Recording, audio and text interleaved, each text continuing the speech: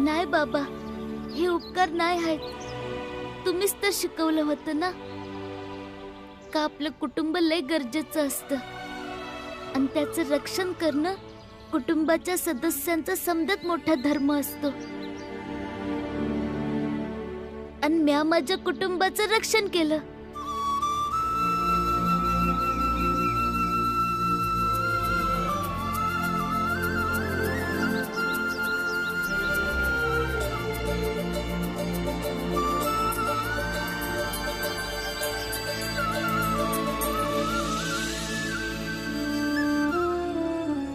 तुमच्या मदतीसाठी आभार मानून मदतीचा अपमान नाही करू शकत.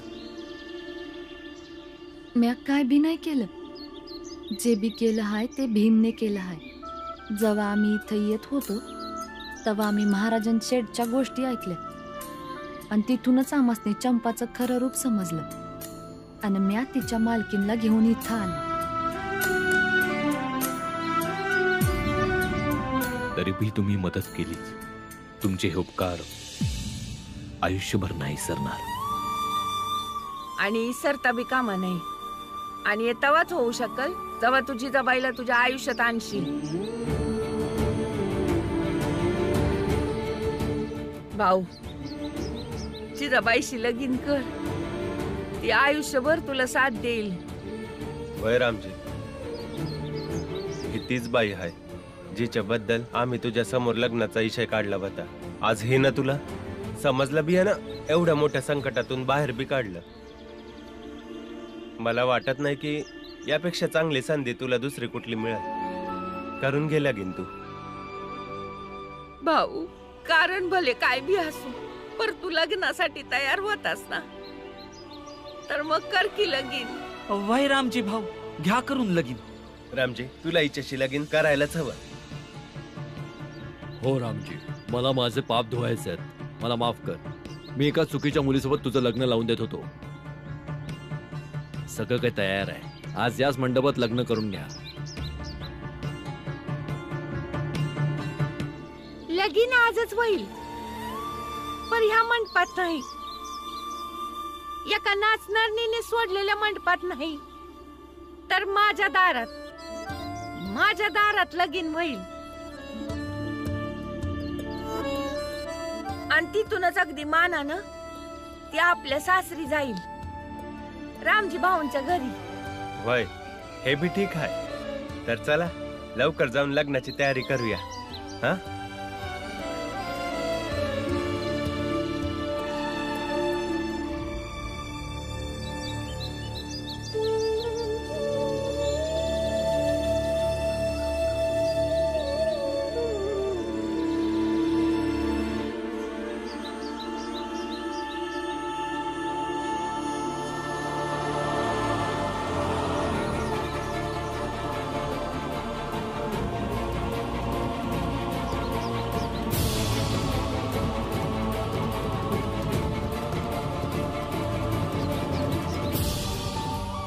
भाऊ, भीम अजून लहान आहे.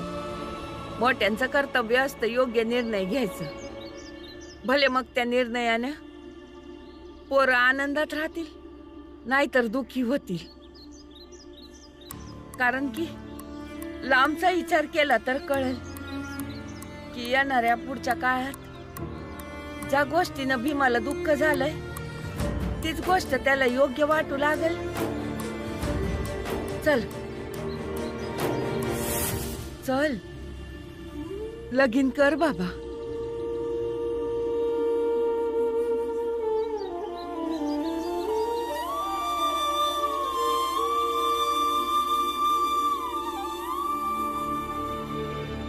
रामजी, हे घे. हा कुर्ता घाल तू. हा, अन तसा बी हा कुर्ता तू त्या चंपाबाईच्या सांगण्यावरून घातला होता ना. हा, घे घाल ना. अन हे दाढी केस बी जरा कर ना. पुरंजन, परबीर काय नाही. हा, मैं दाढी केस कापतो. अरे लग्नाला गेल्यावर त्या जिजाबाईसने वाटायला हवं ना की तू तिचा नवरा आहेस.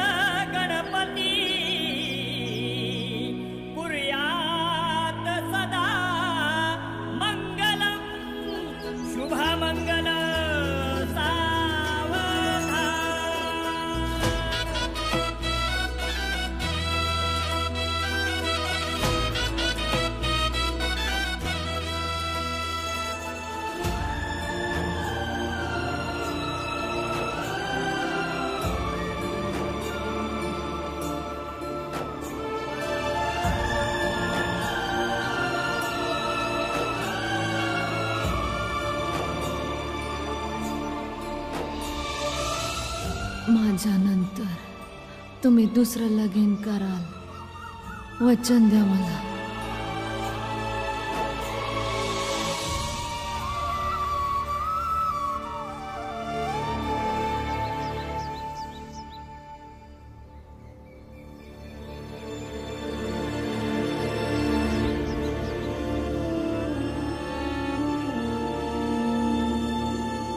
आई,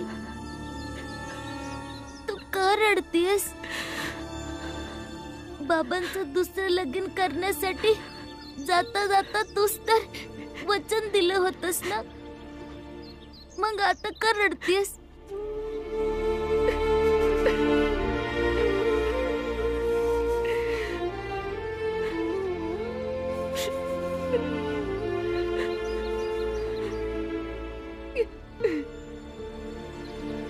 आई, तूच तर वैयक्तिक आवड ना आवडची गोष्ट समजवली होतीस ना,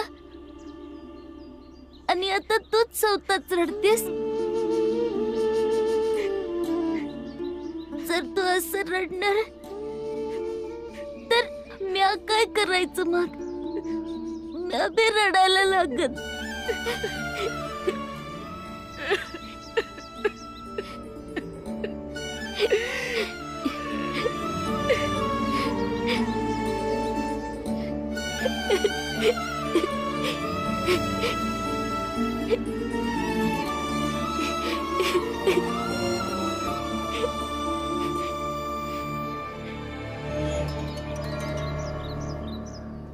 आपण काहीही केलं तरी शेवटी तो भीमराव जिंकला.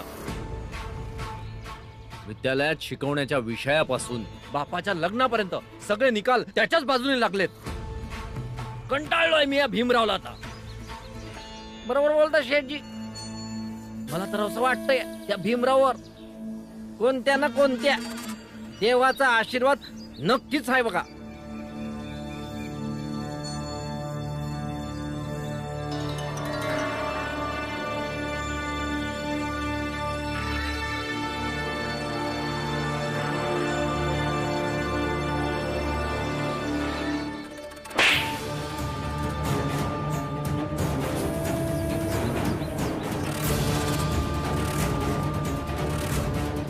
देवाची कृपा कधीही अस्पृश्य समाजाच्या लोकांवर नसते होत.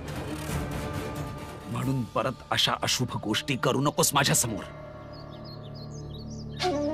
माफ करा महाराज, माफ करा मला. शांत शांत व्हा सगळे. आई आणि सावत्र आई मध्ये फरक असतो, आणि या फरकातच त्या भीमरावाचं संपूर्ण आयुष्य चेंदा मेंदा होईल. ठीक आहे, चंपा तर रामजीची दुसरी बायको नाही बनू शकली, परंतु जिजाबाई तर चंपा बनू शकते ना.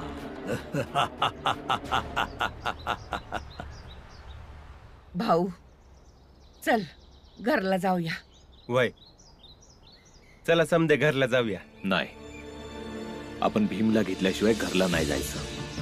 आता आपण भीमला कुठे शोधायचं? तो जिथं कुठं असेल.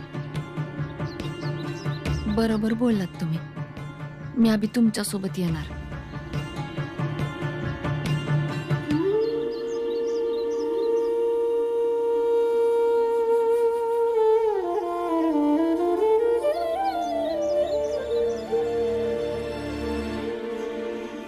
भीमबाळा, घरला चल. नाही बाबा, तुम्ही जा, मी येईन नंतर. तुझ्याशिवाय आम्ही घरला नाही जाणार. मला एकटं सोडा ना बाबा.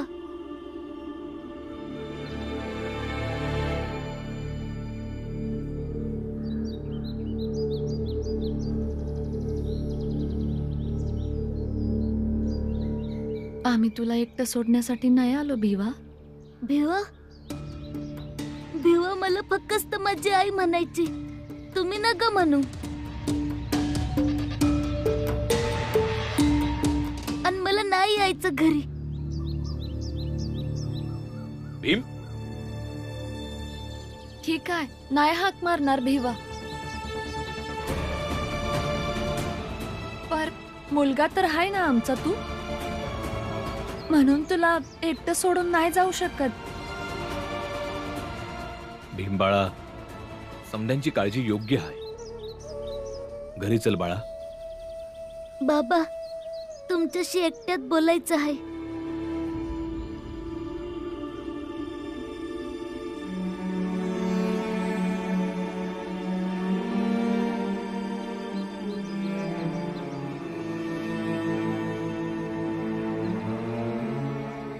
सांग बाळा.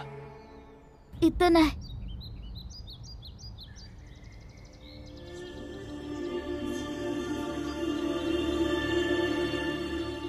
सांग बाळा. बाबा, तुम्ही यांच्याशी लगीन करून यांना आणलंय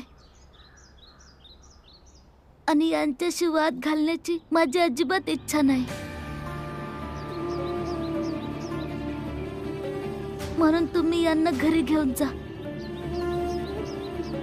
माझं जे दुःख आहे ते जेव्हा कमी होईल तेव्हा मी स्वतःच घरी येईन. कसलं दुःख बाळा? भीम बाळा, दुःख कमी करायचा एक मार्ग असतो या, की ते सांगितलं पाहिजे. बोल बाळा. हेच की आज आईची लय कमतरता जाणवते. आज आईची लय आठवण येते आणि जर घरी आलो तर आईशिवाय समजा घर रिकामं वाटेल आणि असंच भटकत राहिलं तर आई मध्ये मध्ये कल्पनांमध्ये दिसत राहील. पर बाळा, बाबा, कुणाला माझं दुःख कळो ना कळो, पण तुम्हासनी तर माझं दुःख कळत असेल ना.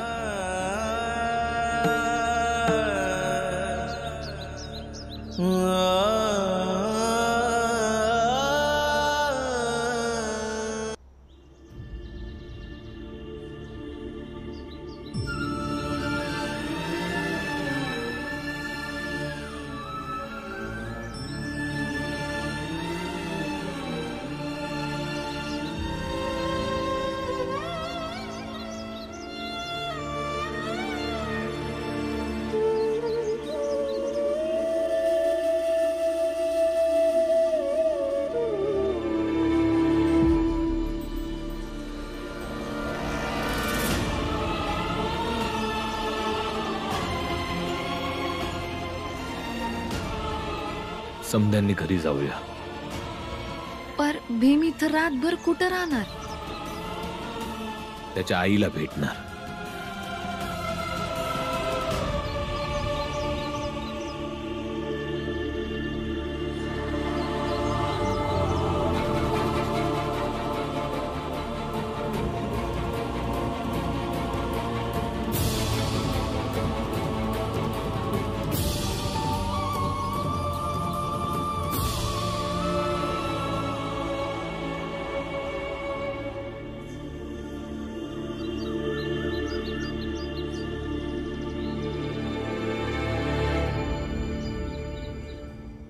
काय झालं?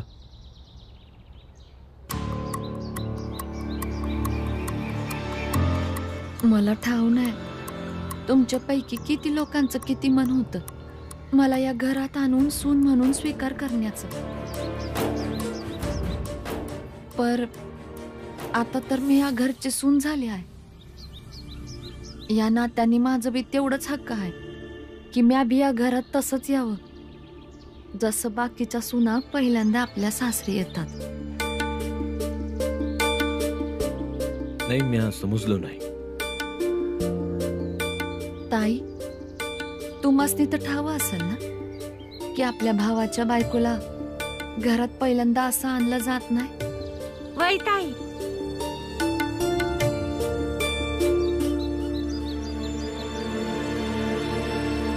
बरोबर बोलते ही.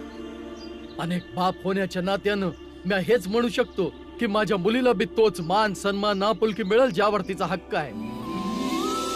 बरोबर बोललाय तुम्ही. यांना नक्कीच योग्य सन्मान मिळेल. त्यांचा तो हक्क आहे.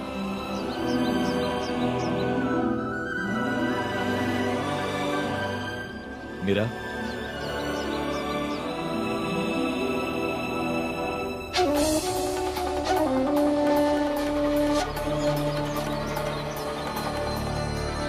ऐकलात का तुम्ही रामजीच्या दुसऱ्या लग्नाचा परिणाम?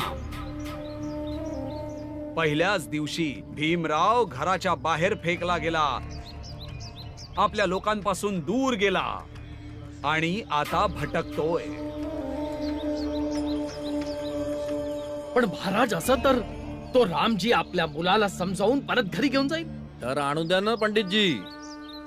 असंच घरातून तो भीमराव पळत राहणार आणि रामजी त्याला समजावून घरी घेऊन जात राहणार आणि या धावपळीत त्याच्या पूर्ण कुटुंबाची मोडतोड होऊन जाईल. खूप अभिमान आहे ना रामजीला की भीमराव आंबेडकर एक मोठा माणूस बनेल. आता तर आयुष्यभर भटकणारा तो एक बेवारस वाटसरू होईल. बरोबर बोलताय. आपलं अर्ध काम झालेलं आहे. आणि महाराज, राहिलेलं अर्ध काम बी लवकरच पुरं होईल. पण कसं पूर्ण होईल? पंडितजी, रामजीची दुसरी बायको जिजाबाई घरामध्ये जायच्या आधीच थांबली.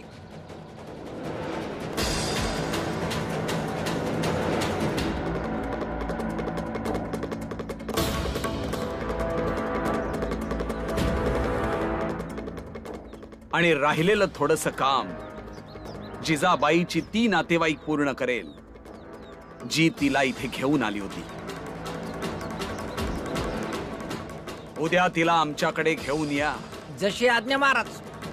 याचा अर्थ महाराज, जिजाबाईचं स्वागत त्याच पद्धतीनं होतंय जसं आपल्याकडे होत असतं.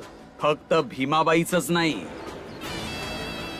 तर रामजीच्या दुसऱ्या बायकोचंही, भीमरावाच्या सावत्र आईचं.